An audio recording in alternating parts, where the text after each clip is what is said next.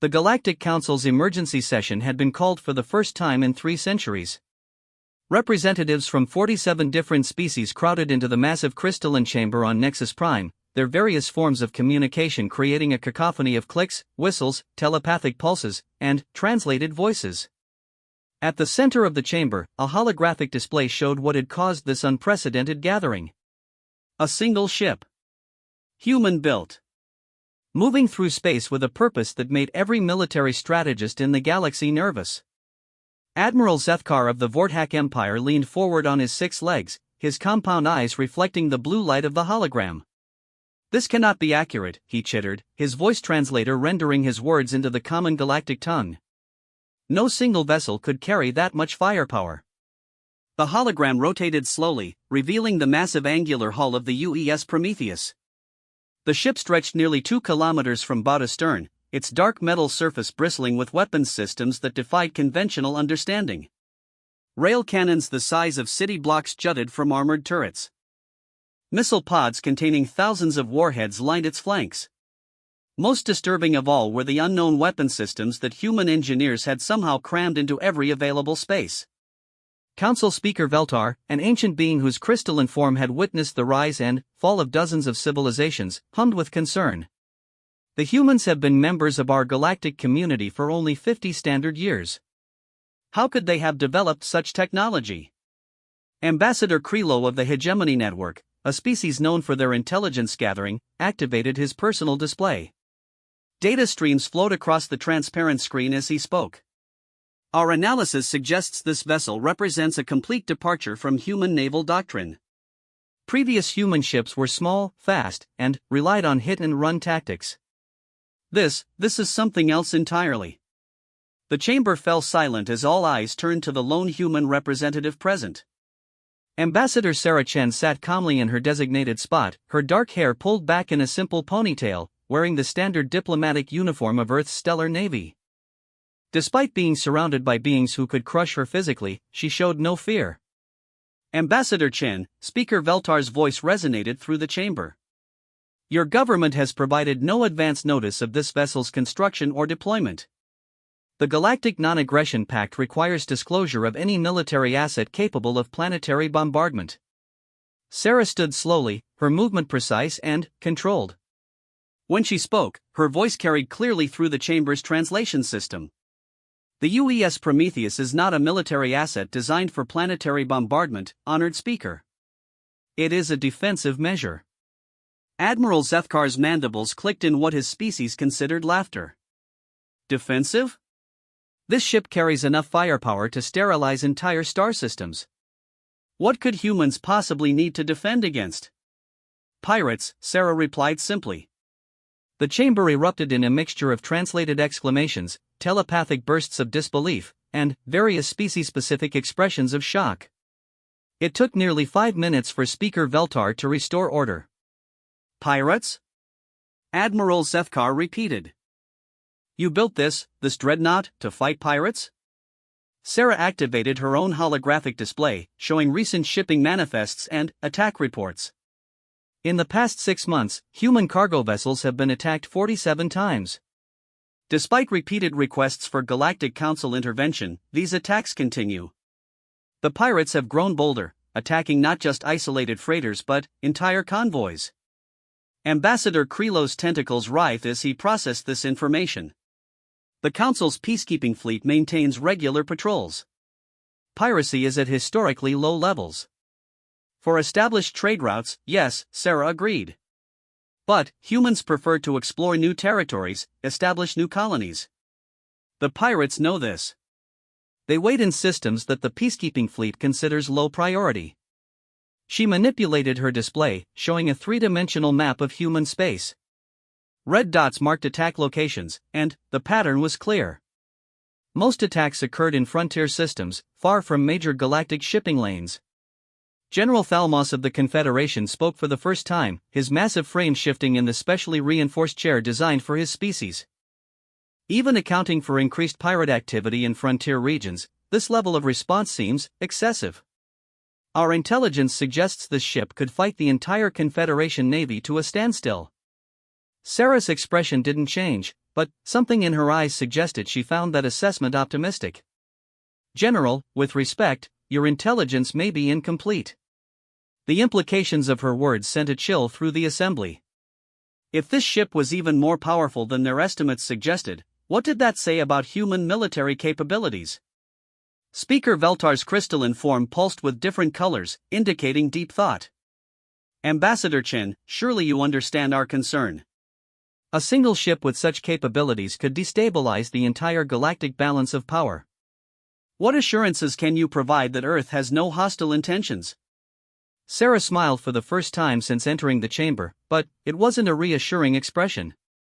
"Honored Speaker, I think you misunderstand the situation. Earth doesn't need to provide assurances. The Prometheus isn't here to threaten anyone.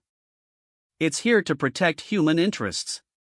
"But, the sheer size of it," protested Councillor Yith of the Trade Federation. "Surely smaller, more numerous vessels would be more effective against pirates." "Against the pirates we've encountered so far, yes," Sarah replied. "But, our intelligence suggests the pirates have recently acquired some significant backing. Ships, weapons, even some military-grade technology that shouldn't be available to common criminals." The chamber grew quiet again. Several representatives exchanged glances that didn't require translation to understand. Someone was supplying advanced technology to pirates operating in human space, and everyone had suspicions about who that might be. Admiral Zefkar's compound eyes fixed on Sarah. "Are you suggesting that a member species is supporting piracy against human vessels?" "I'm suggesting nothing," Sarah said carefully. "I'm stating that human ships are under attack by pirates using military-grade equipment, and the Galactic Council has been unable or unwilling to address the situation.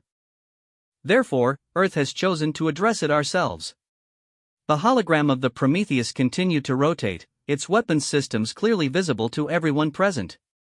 The ship represented more than just human military capability, it was a statement. Earth was no longer content to be the junior member of the galactic community, dependent on others for protection. Councillor Nex of the Scientific Consortium, whose species had been studying human technology with great interest, activated his own display. "Our analysis of human ship designs has always been puzzling. Their technology seems to prioritize adaptability and raw power over efficiency. This ship appears to represent the logical extreme of that philosophy." "Human military doctrine has always been somewhat unique," admitted General Thalmos. "Their approach to warfare is remarkably direct." Sarah's smile returned. "General, you've studied our military history. You know that humans don't believe in proportional response. When someone threatens us, we don't just want to win. We want to make sure they never threaten us again." The implications of that statement weren't lost on anyone. The Prometheus wasn't just designed to fight pirates. It was designed to fight whatever was behind the pirates, and to make such a decisive statement that future threats would think twice before targeting human interests. Speaker Veltar's form shifted to a deep purple, indicating serious contemplation. "Ambassador Chen, while we understand Earth's concerns about piracy, the deployment of such a vessel without proper notification creates significant diplomatic complications." "I understand," Sarah replied. "That's why I'm here. Earth wants to maintain good relations with the Council, but we also need to protect our people.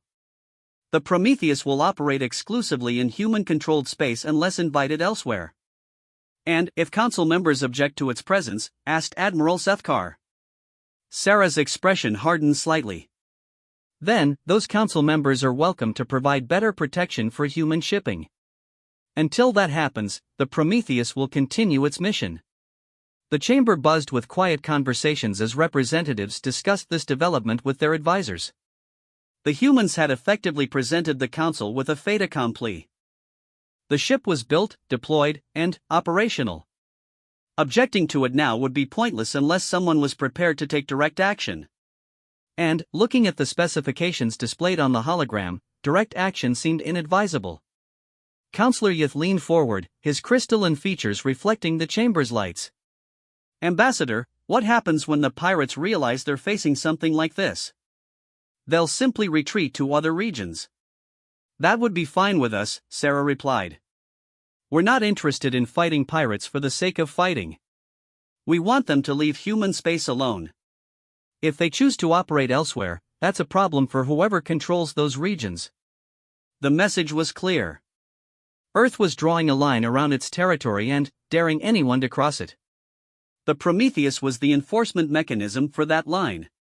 Speaker Veltar's form slowly shifted back to its normal blue-green color. Very well, Ambassador Chen. The Council will take your government's concerns under advisement. However, we must insist on regular updates regarding the Prometheus's operations. Of course, Sarah agreed. Earth is committed to transparency with our fellow council members. As the session concluded and representatives began filing out of the chamber, many cast nervous glances at the hologram of the Prometheus.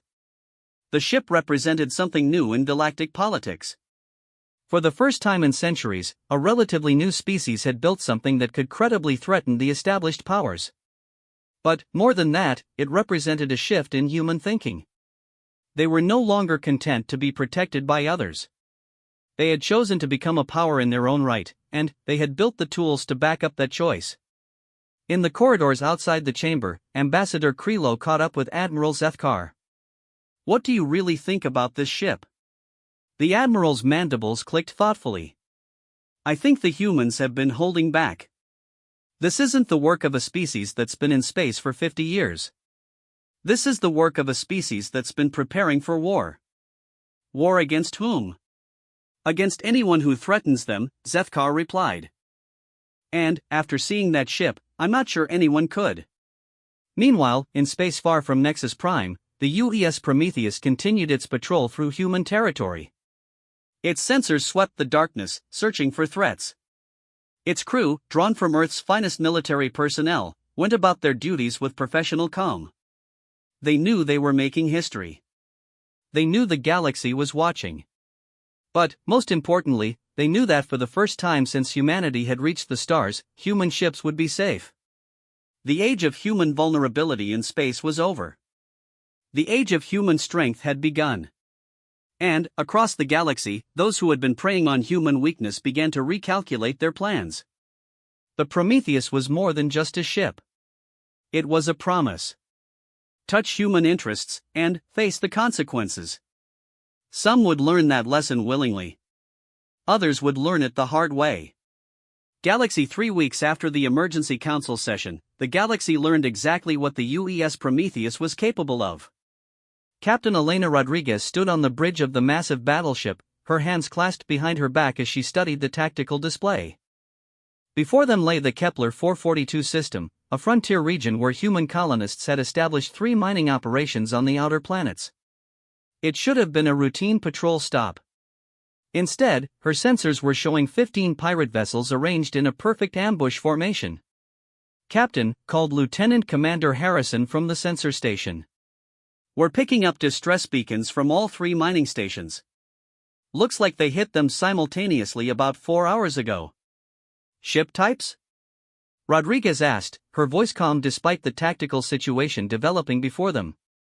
Mix of configurations, but the signatures are wrong for typical pirate vessels, Harrison replied, his brow furrowing as he analyzed the data. These ships are showing military-grade shielding and weapons systems. Whatever backing these pirates have gotten, it's significant. Rodriguez nodded grimly. The intelligence reports had been accurate. Someone was supplying advanced technology to pirates operating in human space, and now she was looking at the proof. Communications, open a channel to the lead pirate vessel, she ordered.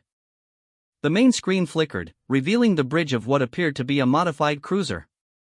The being commanding it was clearly hegemony species, his tentacled features unmistakable even through the communication link. Human vessel, the pirate commander spoke in accented galactic standard. You are outnumbered 15 to 1. Surrender now, and we will allow your crew to evacuate to the mining stations. Rodriguez smiled coldly. This is Captain Elena Rodriguez of the United Earthship Prometheus. You are ordered to release the hostages immediately and surrender for processing under Galactic Council law. The pirate commander's tentacles writhed in what his species considered laughter. Captain Rodriguez, perhaps you don't understand the situation. We have overwhelming superiority. Your ship, impressive as it appears, cannot possibly stand against our entire fleet. You know, Rodriguez said conversationally, everyone keeps telling me that. I'm starting to find it insulting. She turned to her weapons officer. Commander Zhang, please demonstrate why their assessment might be flawed. Commander Zhang's fingers danced over his console with practiced efficiency. Main rail cannon charging, Captain. Target locked on the lead vessel. The Prometheus's primary weapon system came online with a deep thrumming that resonated through the ship's hull. Outside, massive magnetic coils aligned, preparing to accelerate a tungsten projectile to a significant percentage of light speed. Fire, Rodriguez ordered simply. The pirate commander had just enough time to register the energy spike on his sensors before the tungsten rod struck his ship's shields. The military-grade barriers, designed to deflect standard ship weapons, lasted exactly 0.3 seconds before failing completely. The projectile continued through the hull as if it were made of paper. The explosion that followed lit up the Kepler 442 system like a new star. Where moments before a fully armed cruiser had threatened human interests, now there was only an expanding cloud of superheated plasma and debris. The remaining 14 pirate vessels hung in space, their crews presumably staring at their sensors in disbelief. Rodriguez opened the communication channel again, this time broadcasting to all remaining ships. This is Captain Rodriguez. You have 30 seconds to release the hostages and surrender. I will not repeat this offer. For a moment, the pirate fleet remained motionless. Then, as if controlled by a single mind, they began to disperse, their engines lighting up as they attempted to flee the system. Sir, Commander Zhang reported, they're trying to run. So I see, Rodriguez replied. How unfortunate for them. All weapons stations, you are authorized to engage. What followed could hardly be called a battle. The Prometheus's advanced sensor systems tracked each fleeing vessel with ruthless precision. Rail cannons spoke in sequence, each shot crossing the void to find its target with mathematical certainty. Missile pods opened like deadly flowers, releasing swarms of guided munitions that pursued their prey across millions of kilometers. The pirates had made a critical error in judgment. They had assumed that superior numbers would be enough to overwhelm a single human ship. They had not accounted for the fact that the Prometheus had been designed by a species that had spent its entire history finding innovative ways to kill things. Within 10 minutes, 14 more expanding debris clouds marked the locations where pirate ships had been. The silence that followed was profound. All hostile vessels neutralized, reported Commander Zhang. No survivors detected. Very good, Rodriguez replied. Communications, contact the mining stations. Let's see about those hostages. The response came immediately, voices filled with relief and amazement. The pirate boarding parties had surrendered the moment their fleet had been destroyed, apparently having no interest in dying for a lost cause. But, as the Prometheus moved to secure the mining stations, its long-range sensors detected something else. More ships were approaching the system, but these weren't pirates. Captain, Lieutenant Commander Harrison called out, we have multiple contacts approaching from the inner system. Configuration suggests hegemony naval vessels. Rodriguez raised an eyebrow. How many? 27 ships, including what appears to be a battlecruiser. The bridge crew exchanged glances. The arrival of hegemony forces so soon after a pirate attack using hegemony technology was suspicious, to say the least. Open a channel to the lead hegemony vessel, Rodriguez ordered. The main screen displayed the bridge of a sleek warship. The commander was clearly a high-ranking hegemony officer, his uniform decorated with enough insignia to suggest significant political connections. Human vessel, the hegemony commander began, I am Admiral Kethvar of the hegemony Third Fleet. We received reports of pirate activity in this system and came to investigate. How convenient, Rodriguez replied dryly. Admiral, I'm Captain Rodriguez. As you can see, the pirate threat has been neutralized. Admiral Kethvar's tentacles twitched slightly. Indeed. Your response was quite thorough. Perhaps too thorough. The Galactic Council prefers that pirate vessels be captured for interrogation, not destroyed outright. Admiral, the pirates opened fire on my ship. I responded with appropriate force, Rodriguez stated flatly. Appropriate force? Kethvar's voice carried a note of indignation. You destroy 15 vessels without attempting to disable them. Admiral, Rodriguez said, her voice taking on a dangerous edge, let me be very clear about something. Human doctrine is simple: if you threaten us, we will eliminate the threat. Not capture it, not negotiate with it, eliminate it. She gestured to the tactical display showing the debris clouds. Those pirates chose to attack human interests.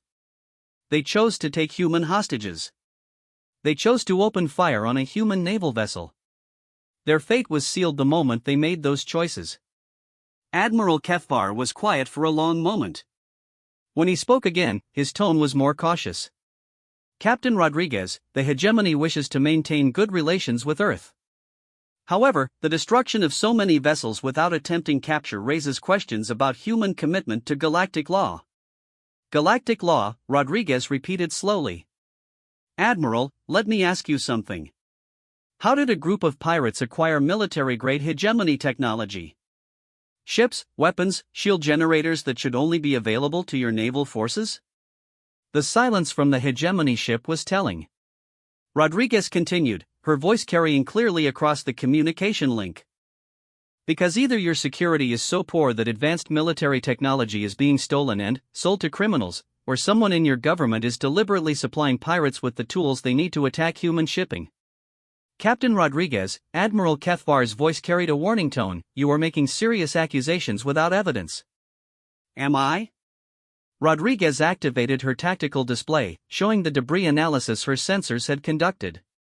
Computer, display the weapon signatures from the destroyed pirate vessels. The holographic display showed a detailed breakdown of the technology found in the wreckage. Weapon systems, shield generators, sensor arrays, even life support systems, all bearing the distinctive technological signatures of hegemony military equipment. This isn't surplus gear sold through legitimate channels, Rodriguez explained. This is current generation military hardware. Some of it is more advanced than what your own patrol ships carry. Admiral Kethvar's tentacles had gone very still, a sign of extreme agitation in his species. These matters are complex, Captain. There could be many explanations. There could be, Rodriguez agreed. But, here's the thing, Admiral. I don't care about explanations. I care about results. Human shipping is under attack by pirates using hegemony technology, and the Galactic Council has been unable to stop it. She stepped closer to the communication pickup, her image filling the screen on the hegemony bridge. So let me make something very clear to you, and, through you to whoever might be listening. Human interests are now protected by ships like the Prometheus. We don't negotiate with pirates. We don't capture them for interrogation. We eliminate them. Admiral Kethvar started to respond, but Rodriguez held up a hand. Furthermore, she continued, if we discover that any member species is supporting these attacks, either through negligence or deliberate action, we will consider that an act of war against Earth. The implications of that statement hung in the space between the two ships. The Prometheus had just demonstrated that it could destroy entire fleets single-handedly. If Earth had built more ships like it, the balance of galactic power had shifted dramatically. Captain, Admiral Kethvar said carefully, surely Earth doesn't wish to threaten the stability of the galactic community. Earth wishes to protect its people, Rodriguez replied.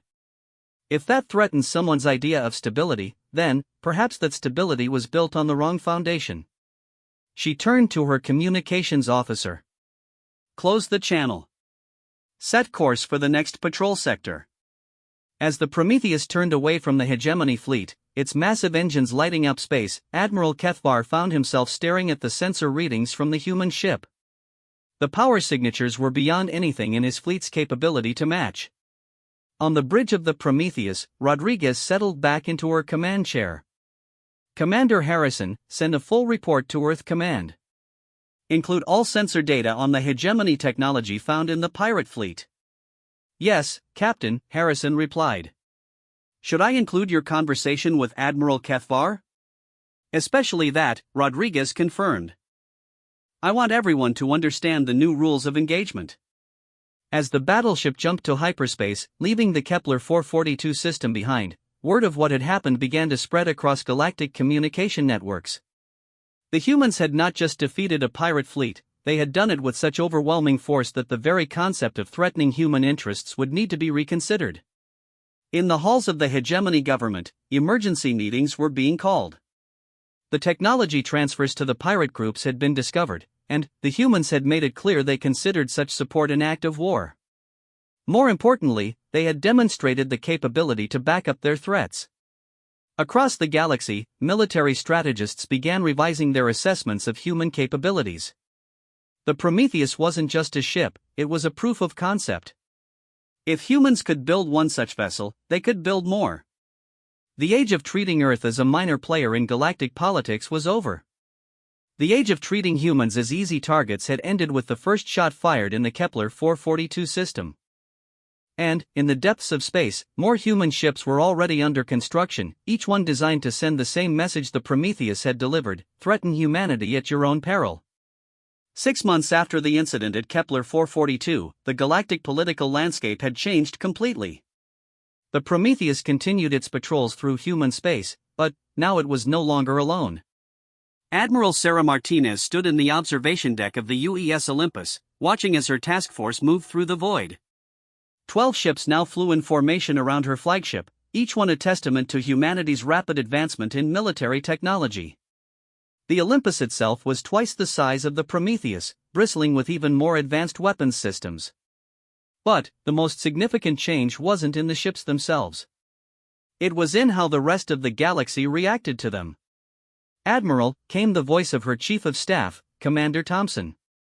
"We're receiving a priority transmission from the Galactic Council. It's marked as urgent diplomatic correspondence." Martinez turned from the viewport, her expression thoughtful. "Put it through to my ready room." "And, Thompson? Get me Captain Rodriguez on subspace. I have a feeling she's going to want to hear this." Minutes later, Martinez sat across from two holographic figures. Captain Rodriguez appeared via real-time transmission from the Prometheus, while Ambassador Chen materialized from the council chambers on Nexus Prime. "Ladies," Martinez began, "I assume this is about the Vorthan situation?" Rodriguez nodded grimly. 3 of their battle groups have been massing near the Centauri border. Our intelligence suggests they're planning something ambitious. "More than ambitious," Chen interjected from Nexus Prime. "Admiral, I've just left a closed session of the Security Council. The Vortak Empire has formally accused Earth of violating the Galactic Non-Proliferation Treaty." Martinez raised an eyebrow. "On what grounds?" "They claim our rapid expansion of naval capabilities represents a clear violation of the spirit of galactic cooperation," Chen explained. "They're demanding that Earth submit to a comprehensive inspection of our shipbuilding facilities."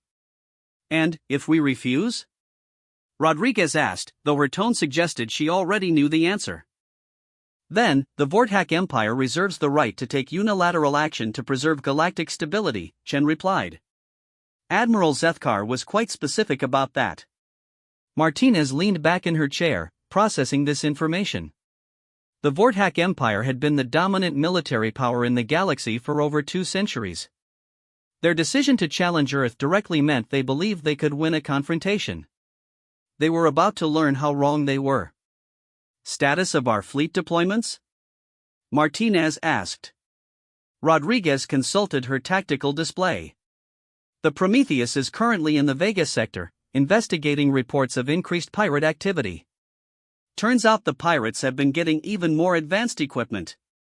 We destroyed a raiding group yesterday that was carrying Vortak quantum torpedoes." "Interesting timing," Martinez observed. "Ambassador Chen, what's the Council's official position on this escalation?" Chen's expression was troubled. "The Council is divided. About half the member species are concerned about Earth's military buildup, but the other half are more worried about the implications of the Vortak ultimatum. No one wants to see a return to the days when powerful species could simply dictate terms to weaker ones." "And what does Earth's government want us to do?" Martinez asked. "Protect human interests," Chen replied simply. The president was very clear. "We won't submit to inspections that no other species has been required to undergo, and we won't accept limitations on our right to defend ourselves." Martinez nodded. It was the answer she had expected, and the one she agreed with. Admiral Rodriguez's voice carried a note of urgency. I'm getting reports from deep space monitoring stations. The Vortak fleet movements are accelerating. They're not just posturing anymore. How many ships are we looking at? Martinez asked. At least 200 confirmed contacts, possibly more. 3 full battle fleets, including their flagship, the Conquest of Stars. The name alone carried weight throughout the galaxy. The Conquest of Stars was a super dreadnought that had never been defeated in battle. Its mere presence in a system was usually enough to end conflicts before they began. Admiral Martinez, Chen said, Earth Command is authorizing you to take whatever action you deem necessary to protect human space. But they want to avoid an all-out war if possible. Martinez stood, moving back to the viewport where her fleet hung in space. Ambassador, the time to avoid war was when the Vortak started supplying advanced weapons to pirates attacking human shipping. They chose escalation. Now they get to live with the consequences. She turned to Rodriguez. Captain, how quickly can you reach the Olympus's position? 18 hours at maximum hyperspace velocity, Rodriguez replied. Do it. And contact the other task force commanders. I want every human warship in space to converge on the Centauri border. All of them? Rodriguez asked. That's nearly 50 ships. All of them, Martinez confirmed. If the Vortak want to see what Earth is capable of, let's show them. Over the next 24 hours, human ships converged from across known space. The Prometheus arrived first, its massive bulk sliding into formation with the Olympus. Then came the destroyers, cruisers, and support vessels that had been patrolling the outer territories. But it was the arrival of the newest ships that would have surprised any outside observers. Vessels that Earth had somehow managed to build and deploy without galactic intelligence agencies detecting them. Ships that pushed the boundaries of what anyone thought possible with current technology. The UES Defiance was the first of the new generation, a ship so heavily armed that its weapons systems alone outmassed most other species' entire battlecruisers. The UES Retribution followed, its experimental shield technology creating energy signatures that made sensor operators double-check their equipment. My God, breathed Commander Thompson as he watched the fleet assemble. How did we build all of this? Martinez smiled grimly. We had 50 years to study everyone else's technology. We learned from it, improved on it, and then we built something better. The truth was more complex than that. Humanity's approach to technology had always been different from other galactic species. Where others sought efficiency and elegance, humans pursued raw capability and adaptability. Where others built ships to fight according to established doctrine, humans built ships to break the rules entirely. Admiral, the communication officer called out. We're receiving a transmission from Admiral Zethkar aboard the Conquest of Stars. He's requesting a parley. Put him through. The main screen filled with the image of the Vortak commander, his compound eyes reflecting the lights of his bridge. Behind him, Martinez could see the organized chaos of a warship preparing for battle. Admiral Martinez, Zethkar began, his translated voice carrying formal military courtesy. I am authorized by the Vortak Empire to offer Earth one final opportunity to submit to inspection and regulation under galactic law. How generous, Martinez replied dryly. And if we decline this generous offer? Then, the Empire will be forced to take action to preserve galactic stability, Zethkar stated. Admiral, your species has developed military capabilities that threaten the balance of power that has kept peace in this galaxy for centuries. Martinez studied the alien commander for a moment. Admiral Zethkar, let me ask you something. In all your intelligence reports about human military capabilities, what conclusion did your strategists reach? Zethkar's mandibles clicked in confusion. I'm not sure I understand the question.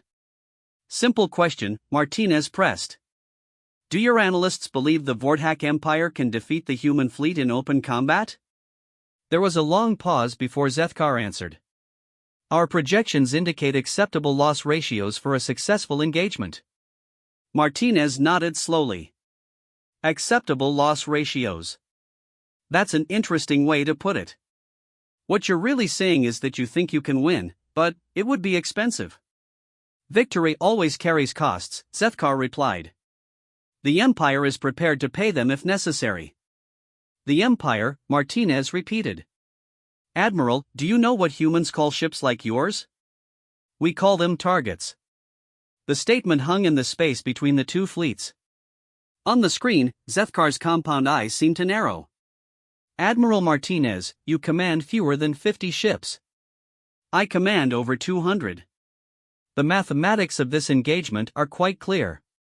Martinez smiled, and it wasn't a pleasant expression. Admiral, you're making the same mistake everyone else makes. You're counting ships. We count capabilities. She gestured to her tactical display. Computer, show Admiral Zethkar what he's really facing. The holographic projection expanded, revealing detailed technical specifications for each ship in the human fleet. Power outputs, weapons capabilities, defensive systems, all displayed with mathematical precision. The silence from the Vortak ship was telling. As you can see, Martinez continued conversationally, what you're looking at isn't really 50 ships. It's 50 mobile weapons platforms, each one capable of engaging multiple targets simultaneously. My smallest destroyer carries more firepower than your average battlecruiser. She highlighted the Olympus on the display. This ship alone can output more destructive force than your entire advanced squadron. And, Admiral, this isn't even our most advanced vessel. That was true. The newest ships in the human fleet incorporated technology that Earth's engineers had been developing in secret. Weapons systems that could punch through any known shielding, defensive measures that could deflect attacks other species didn't even know were possible. Impossible, Zethkar finally said. No species could advance so quickly. You've had access to space travel for barely 50 years. Admiral, Martinez replied, you've studied human military history. You know how quickly we adapt when we're threatened. Did you really think we would remain weak forever? The truth was that humanity's rapid advancement had been driven by necessity. Every attack on human shipping, every diplomatic slight, every attempt to keep Earth as a junior partner in galactic affairs had motivated human scientists and engineers to work harder, think smarter, and build better. Admiral Zethkar, Martinez said, her voice taking on a formal tone, I'm going to make you the same offer your empire made to us. You have one opportunity to withdraw your fleets from human space and return to your own territory. And, if we refuse? Zethkar asked. Then, you'll discover exactly what human military technology is capable of, Martinez replied. And, Admiral, I don't think you'll enjoy the lesson. For several long minutes, the two fleets hung in space, weapons trained on each other across the void. The Vortak had come expecting to face a technologically inferior opponent. Instead, they found themselves staring at ships that represented decades of focused human innovation. Finally, Admiral Zethkar spoke again. Admiral Martinez, the Empire requires time to consider your proposal. You have 1 hour, Martinez replied. After that, I'll assume you've chosen the hard way of learning about human capabilities. The communication link closed, leaving the two fleets in tense silence. Admiral, Commander Thompson asked quietly, what if they don't back down? Martinez looked out at the stars, where somewhere in the distance, Vortak ships were probably having very intense discussions about whether they really wanted to test human military might. Then, we show them why threatening humanity was the worst decision they ever made, she replied simply. In the end, it took 47 minutes for Admiral Zethkar to make his decision. When the communication channel reopened, his expression was carefully neutral. Admiral Martinez, he said formally, the Vortak Empire has decided to postpone its inspection of human military facilities. Our fleets will withdraw to Imperial space. Martinez nodded. A wise decision, Admiral. And, Admiral? The next time the Empire considers threatening human interests, remember this conversation. As the Vortak fleets turned away and began their journey back to Imperial space, word spread quickly throughout the galaxy. The most powerful military force in known space had backed down from a confrontation with the humans. Not because they couldn't win, but because victory would have cost them everything they had spent centuries building. The age of human vulnerability was truly over. The age of human dominance had begun. And, across the galaxy, every species that had ever considered humanity weak began to reconsider their position. The ship that had started as a response to piracy had become the foundation of a new galactic order. An order where humans were no longer junior partners, but equals who demanded respect. And, got it.